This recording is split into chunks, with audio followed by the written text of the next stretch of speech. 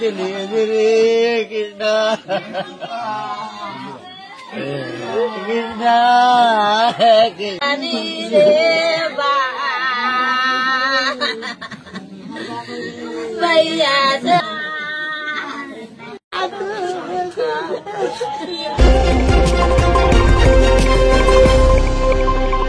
বাজারের শ্রীমঙ্গলে সেপটিক ট্যাঙ্কে পড়ে যাওয়া একটি মোবাইল ফোন তুলতে গিয়ে 4 জন মারা গেছেন গতকাল।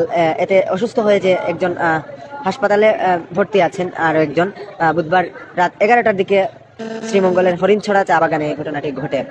ঘটনায় যিনি আহত হয়েছেন তাকে বলা হয়েছিল যে Sylhet M A Osmani medical college হাসপাতালে ভর্তি করা হয়েছে।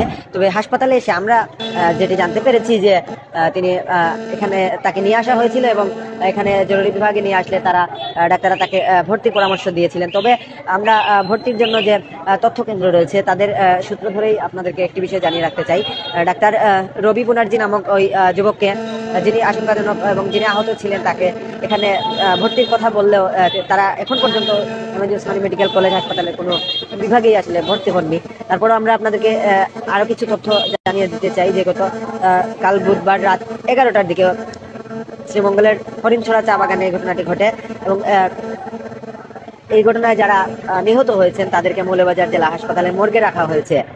যে 4 জন মারা গেছেন তারা হচ্ছেন হরিণছড়া চা বাগানের শ্রমিক কৃষ্ণ রবি দাস, যার বয়স 20 বছর, রয়েছেন শ্রাবণ নায়ক 18 বছর বয়স, নিপেন রয়েছে 27 বছর বয়স এবং রানা নায়ক 16। এছাড়া অসুস্থ যিনি রবি বুনার্জিও তিনি 20 বছর বয়স, একই বাগানের শ্রমিক। অর্থাৎ তারা প্রত্যেকেই একটি চা বাগানের শ্রমিক বলে জানা গেছে। আর তাদের পরিবারের সূত্র ধরে আমরা যেটুকু জেনেছি যে রাতে রানা নায়ক সেপটিক ট্যাঙ্কের সামনে মোবাইল ফোনে গেম খেলছিলেন।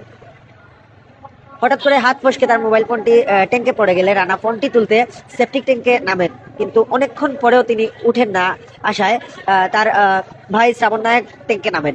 এভাবে একে একে 5 জন ট্যাঙ্কের ভিতরে ঢুকেন এবং এই কারণে আসলে 4 জনের মৃত্যু হয়েছে বলে ধারণা করা হচ্ছে। এইসব তথ্য নিশ্চিত করেছেন শ্রীমঙ্গল থানার ভারপ্রাপ্ত কর্মকর্তা আমিনুল ইসলাম। সকালে তিনি যেটি জানিয়েছেন যে গতকাল রাতে হরিণছড়া চা বাগানের সেপটিক ট্যাঙ্কে নেমে ওই 5 জন অসুস্থ হয়ে পড়েন। দুর্গম এলাকা হওয়ায় তাদের হাসপাতালে আনতে সময় লেগেছে। প্রথমে তাদের শ্রীমঙ্গল উপজেলা স্বাস্থ্য কমপ্লেক্সে নিয়ে আসা হয়, পরে সেখান থেকে তাদের মৌলভীবাজার সদর হাসপাতালে আনা হলে চিকিৎসক 4 জনকে মৃত ঘোষণা করেন।